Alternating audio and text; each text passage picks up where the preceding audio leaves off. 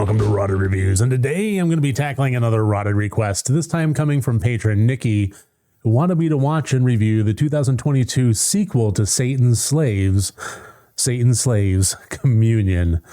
In November of 2022, this Indonesian film from Joko Anwar got released on Shudder, and I was a big fan of the first film.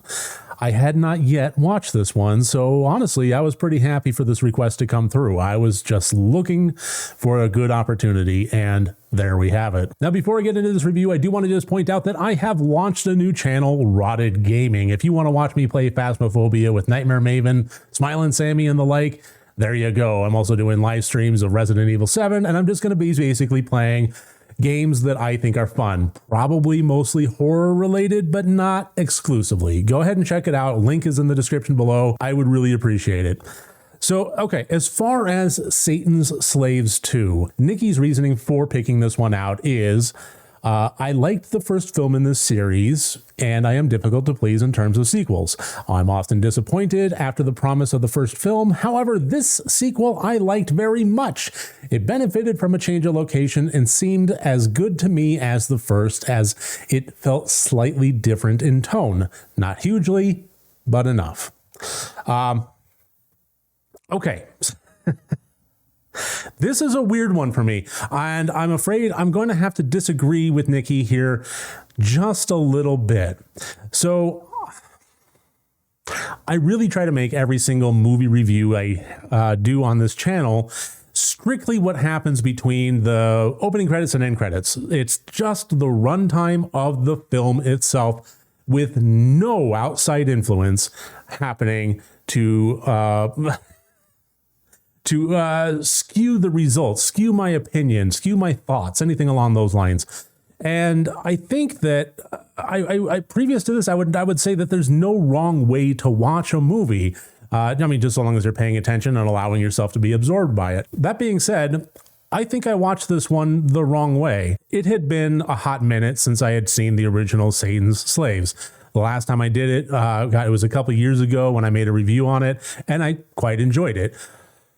I did not feel like I remembered enough of it to go and watch the sequel, especially if it was a direct continuation of the storyline, which by all accounts, it looked like it was going to be. So I felt like I needed a refresher. And I think that maybe that was the wrong way to do this. So in this film, we pick back up with the remaining family members, the survivors of the first film, as they have fast forward in time a couple years and are trying to put the events of the first film behind them, as well as basically just scrape out a living. They have moved from their home in Indonesia to an apartment complex that's kind of off on its own on the coast. It's affordable housing. It's not very well kept. The apartments are teeny tiny. They're basically just scraping by. Our main character of Rainey is kind of at a crossroads. She wants to go to college.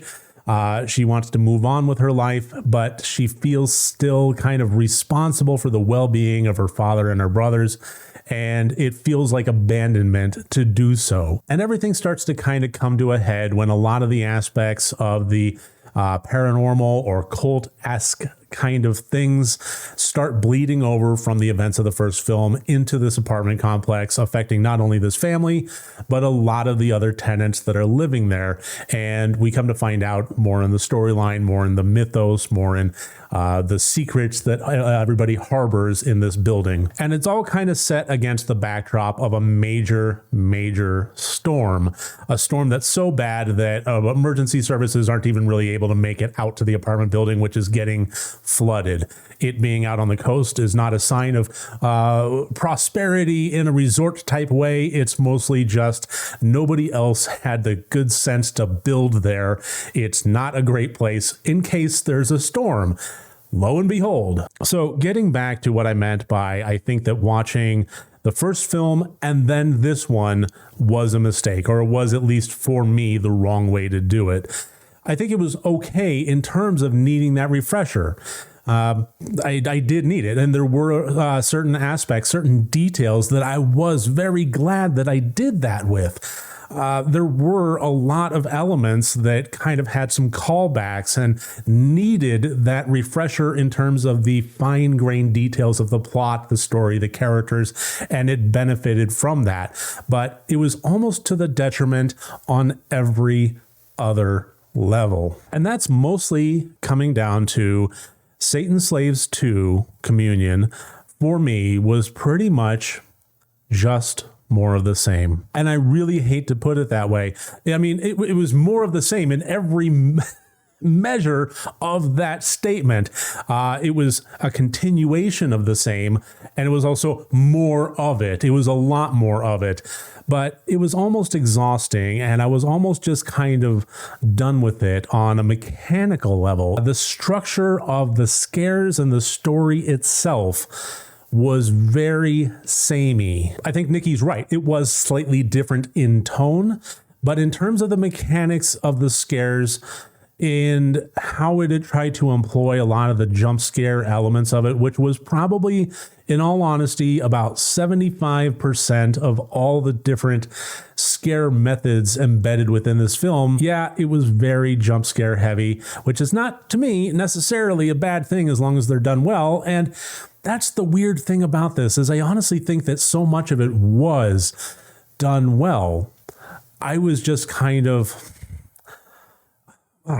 not necessarily over it, but maybe just a little bit too inundated by it. I was getting kind of worn down and weary. I can only kind of have so many elements where we have the camera focused on a character and then move to a different angle and then back to the character, move to a different angle, move back to the character, move to a different angle, move back to the character, move to a different angle, move back to the character.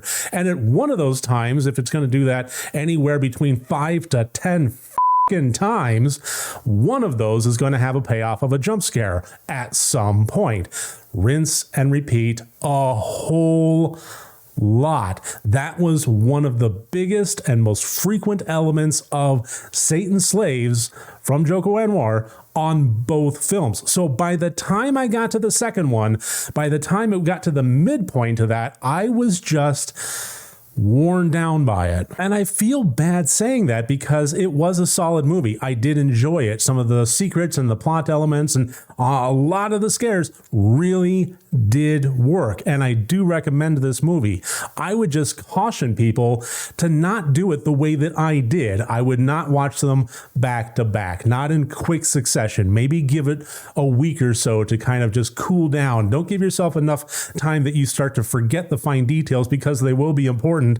But don't just, wait for the end credits of the first film and then immediately start watching the second. I just think that it's just too much. It's too frequent. It's almost just like watching 3 or 4 hours of the same jump scare mechanics over and over. It will start to kind of get lost in itself. At least that's what happened for me. So as much as I want to judge this one, the same as I have for every movie on this channel, of nothing but opening credits to end credits, I kind of found myself in the position where I was unable to do so. That being said, there were definitely some positive points to this. Nikki is absolutely right. The change of scenery, the change of setting and location did work to this movie's favor. I did enjoy having it at the apartment building. It had a whole lot of opportunities for some really interesting setting elements, and it really took advantage of those in a major way. It also allowed the incorporation of a lot of other characters to be added to the story in a fairly natural way, which was good because it was an increased addition to the storyline and the characters that kept things moving forward really well,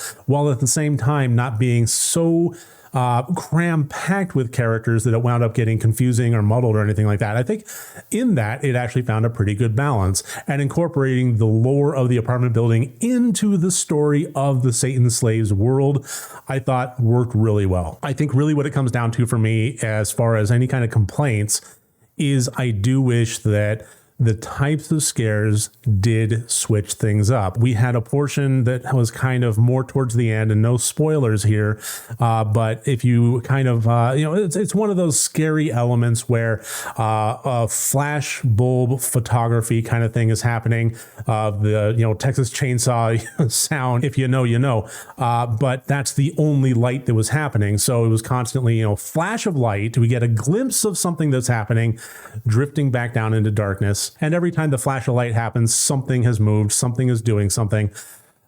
which was fine. I mean, that's a good little gimmick. It's fun. It has some really good scary opportunities to it. But oh my God, it went on forever. It must have had, I wanted to go back and count. It must have had 30 flashes of light at the very least. And it was just too much. And that was kind of the point, is as far as the mechanics of the scares themselves, it was too much and too repetitive. I honestly think that the scares would have worked better if they had been less frequent, if they didn't try to just have a complete 100-mile-per-hour ride the entire time. If it had actually taken a beat, taken some time, and maybe just incorporated some different types of fear elements that a lot of other horror movies do. Not necessarily rely on jump scares. I think they're a fantastic ingredient in the stew, but it can't be the only ingredient. And maybe incorporated some things like slow dread, things like that. The kind of thing that's going to tear your guts out, while at the same time you're not necessarily waiting on the edge of your seat for the next jump scare to happen, because that's really kind of where I found myself in any given situation. As any time there was a moment of peace, a moment of quiet, it was only in service of having the next jump scare happen. If a character found themselves, they're not running down the hallway anymore, they're not, the music isn't swelling anymore, they're actually, safe inside of an apartment building, and the lights are kind of going in and out and so on.